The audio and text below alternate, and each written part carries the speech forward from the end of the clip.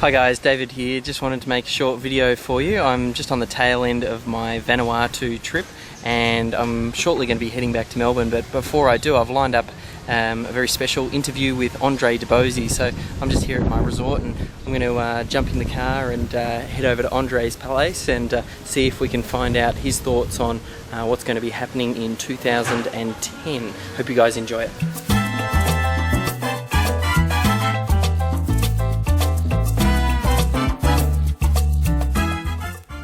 Hi guys, David Jenyns here from metaformula.com. Really excited today. I've lined up an interview for you with Endre Dobozy, and if you've been following along on my blog, you've heard me mention him before. He's the guy that I keep an eye on to get an idea on what's happening in the underlying conditions of the market, what's really driving the economy, because hopefully that'll flow on through to the stock market and trading and influence the way that we invest.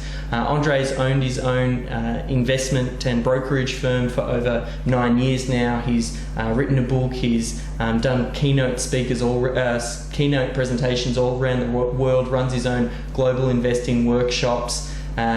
He's part of the Harry S. Dent advisory network. Suffice to say, Endre knows his stuff, and I thought what better time while I'm here in Vanuatu to take the opportunity to have a chat with him.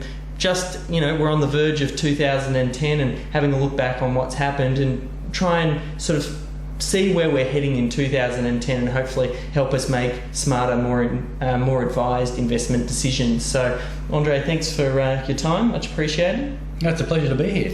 I suppose to kick straight off, I want to get a little bit of a feel for what's coming down the pipe in 2010. I know we've just seen the markets rally hugely off their lows up. The Dow's up 60%, and I know reading your newsletter, you see that this is a little bit of just a bounce back from the stimulus, and you're not 100% convinced that we've been saved from recession or worse, depression. What are your thoughts on I basically think that all we've been able to do so far is to delay the inevitable. You cannot dig yourself out of a hole. I mean, look, if I go to my garden now, here's a shovel, go into the yard and dig and keep digging until you dig yourself out of a hole. You can't do it. And you can't dig yourself out of a hole any more than you can borrow yourself out of debt. You can't throw more debt at debt and expect to fix the problem. Yeah. So the underlying disease is still there. All we've done is address the symptoms to make people feel better temporarily.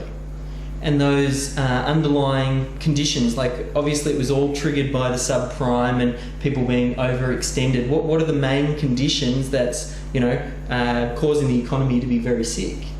Okay, well basically there's too much credit being extended. That's the first thing. And if you look at the US, something like 17 trillion is which is way more than their GDP, is just financial debt. Yeah. It's just massive. They basically gave loans to everybody and anybody. Your qualification was if you had a pulse, they'd give you a loan. And that was for homes and everything else. So now people have to pay that back. Yeah. And they can't. We're seeing a lot of people, and I've read some of the figures in your newsletter of mortgages that are defaulting, especially in the States, and so it feels like the States has received a big brunt of what's happened because that's where it all started. Mm-hmm. What do you see, like that trend continuing, or?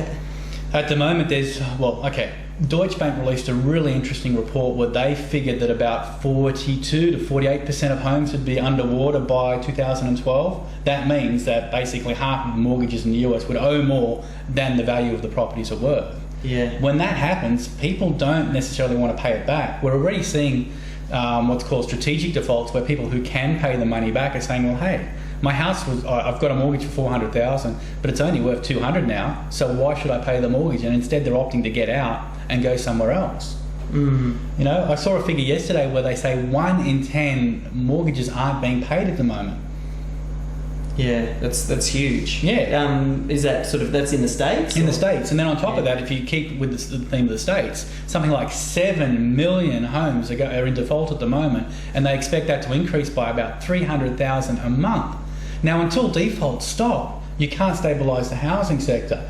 And if you can't stabilise housing, it makes it really hard to have a sustained balance in your economy. Yeah. Because, look, a lot of small businesses tend to borrow against their assets to keep themselves afloat. Yeah. And when nobody knows what the value of your assets are or what they're going to be, it makes it very difficult.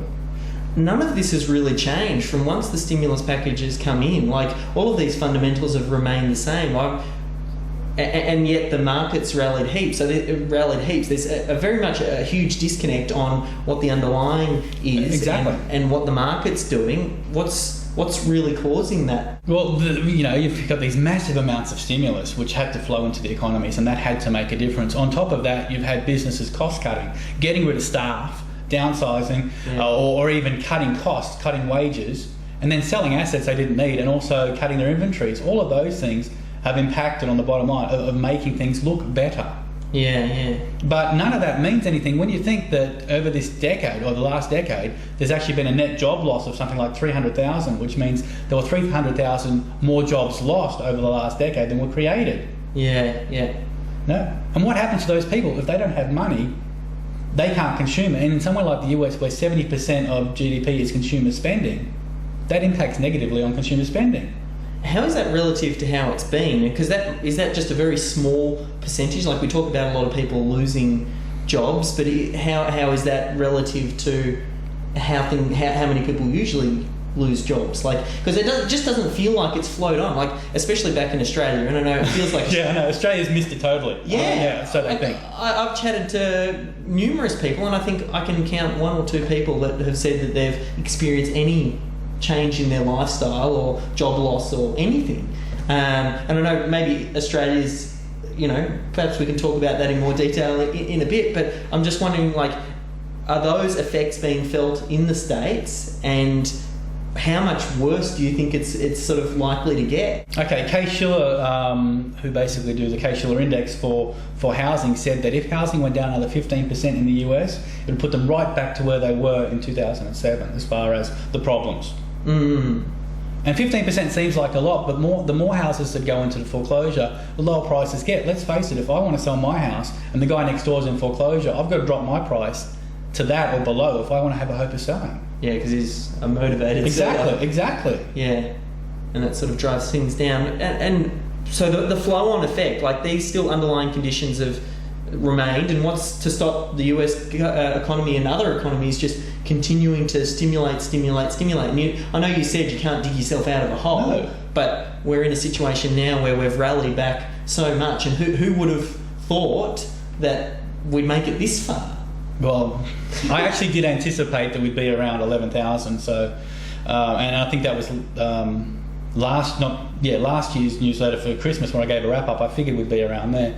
So that hasn't changed, because we knew there'd have to be a bounce when you put all this money into the system, or as I think it's Harry Dent that said, when you actually put the Viagra in, you expect some sort of result, and this is what's happened. Yeah. I mean, could you imagine if it hadn't happened, how bad it'd be right now? Yeah. So we're in a very, very unique position right now.